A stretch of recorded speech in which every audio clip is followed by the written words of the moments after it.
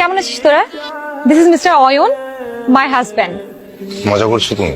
তোমার সাথে আমার মজার সম্পর্ক। তুমি স্বাধীনতা চেয়েছো, আমি স্বাধীনতা দিয়ে দিয়েছি। সংসারে 3 বছর এভাবেই চলছে। এই দেখো তোমার জন্য কি এনেছি। এখন এগুলো পড়তে বলবে, সাজতে বলবে, তারপর রাতে ছাইপাশ খাবে, আমাকে গালাগালি করবে, আমাকে পেটাবে। কোনো কিছুই তো পারোনি, একটু আনন্দ দিবা, তাতে তোমার আপত্তি?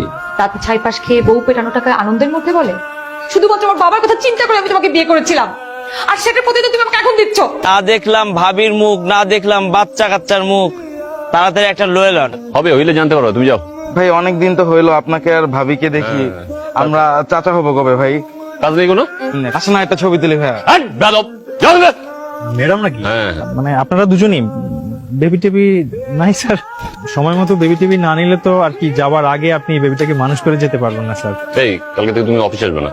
আমার কিছু টাকা লাগবে। টাকা কেন? আমার বান্ধবী ঢাকা মেডিকেলে জব করে, ওর কাছে যেতাম, টেস্ট করাতাম। যদি ডাক্তার বলে যে তুমি বাচ্চার মা হতে পারবে না, তাহলে আমার কোনো সিদ্ধান্ত নিতে তুমি বাধা দিতে পারবে না।